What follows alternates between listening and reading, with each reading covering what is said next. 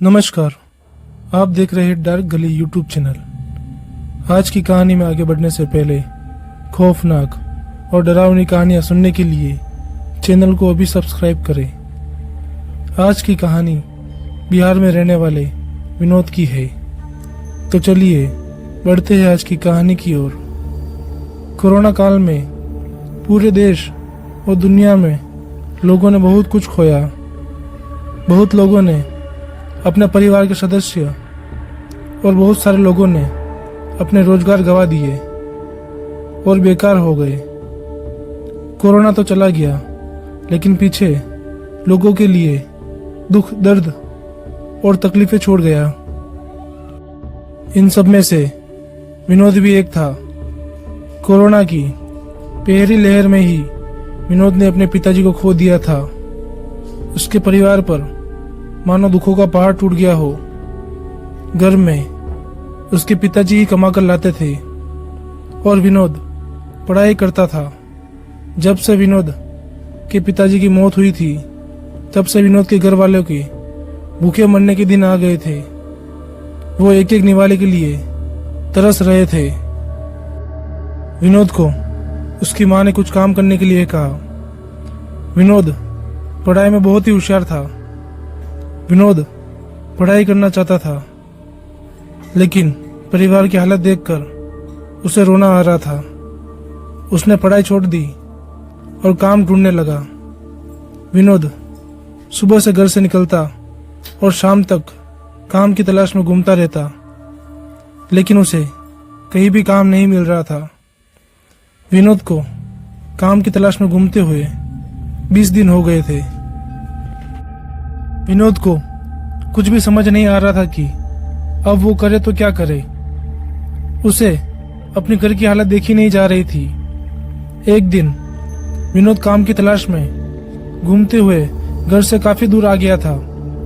वो एक बड़ी फैक्ट्री के बाहर पहुंच जाता है। वहां पर विनोद हाथ पैर जोड़कर नौकरी की भीख मांगता है तो उसे वॉचमैन की नौकरी मिल जाती है, लेकिन उसे रात को 11 बजे से लेकर 8 बजे तक वहां पर काम करना था और वो फैक्ट्री उसके घर से बहुत दूर भी थी।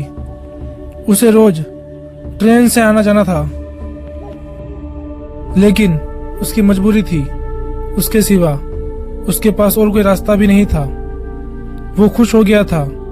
वो खुशखबरी अपने घर वालों को भी सुनाता है और वो भी खुश हो जाते हैं। दूसरी ही रात विनोद अपना काम चालू कर देता है और रोज रात को 9 बजे की ट्रेन से अपने काम पर जाता था और 11 बजे तक वो वहां पर पहुंच जाता था। सब कुछ अच्छा चल रहा था। विनोद को काम करते हुए 1 महीना बीत चुका था। रोज की तरह विनोद आज भी रेलवे स्टेशन पर समय से पहुंच गया था। विनोद बेंच पर बैठा हुआ ट्रेन का इंतजार कर रहा था।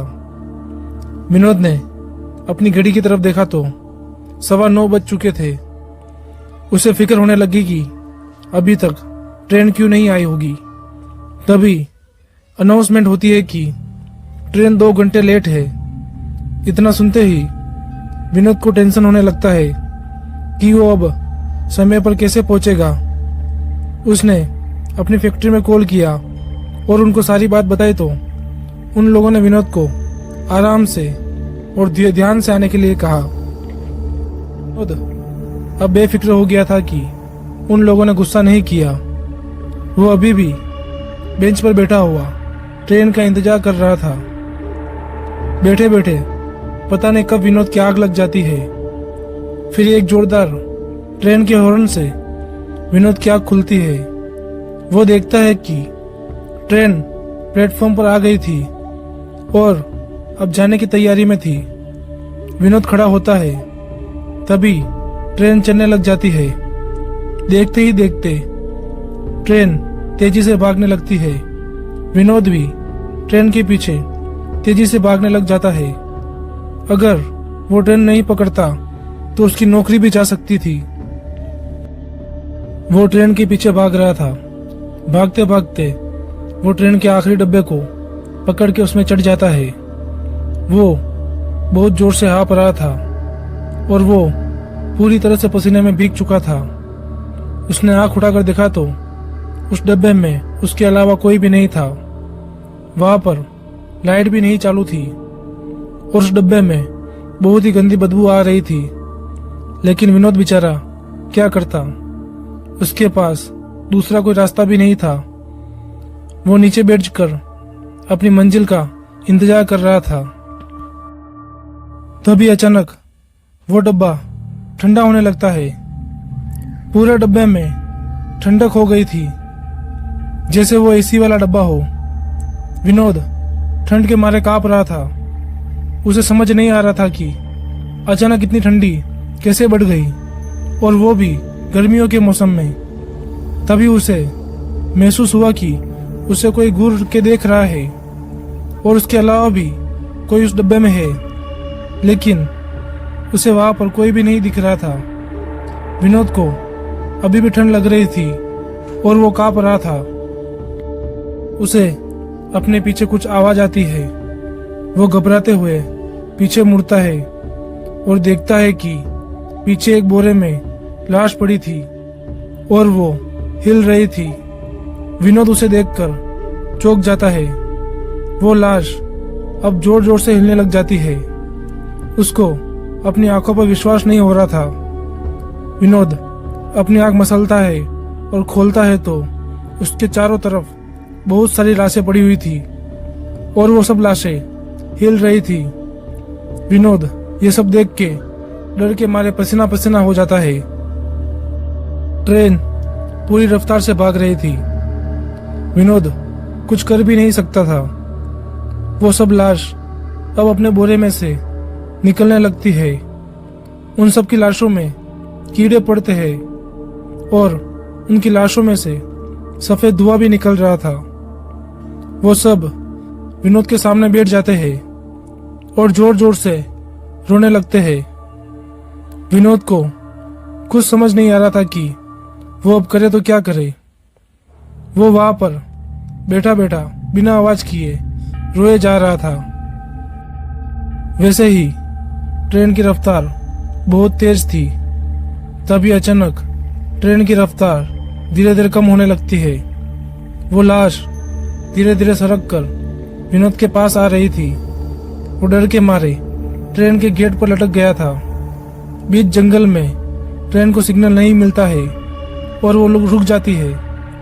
जैसे ही ट्रेन रुकती है वो डब्बे में से कूद जाता है और ट्रेन के आगे भागने की कोशिश करने लगता है। उसके पीछे सब लाशें धीरे धीरे चलकर उसका पीछा कर रही थी। उसने पीछे मुड़कर भी नहीं देखा। वो भागते हुए टीटी के पास जाता है और उसे आखिरी डब्बे के बारे में सारी बात बताता है। टीटी कुछ लोगों के साथ आखिरी डब्बे के पास जाता है, पर वहां पर कोई भी नहीं था। विनोद अभी भी डर से कांप रहा था। टीटी कहता है कि इस आखिरी डब्बे में ऐसे हादसे पहले भी हो चुके हैं, क्योंकि कोरोना काल में इस आखिरी डब्बे में हम लाशें लेकर जाते थे और सफर लंबा होने की वजह से गंदी बदबू और उनकी लाशों में कीड़े पड़ जाते थे।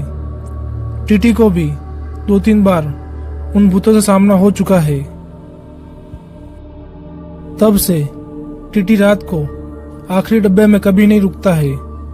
वो टीटी विनोद को अपने पास आगे के डब्बे में लेकर चला जाता है। उसे डर के मारे बुखार आ गया था। टीटी उसे अगले स्टेशन पर उतार देता है।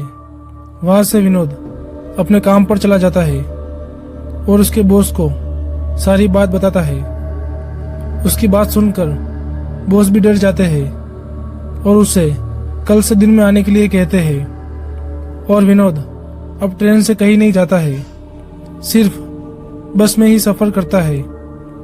आज भी वो पल याद करके उसकी रूह कांप जाती है। तो दोस्तों, आज की कहानी में बस इतना ही।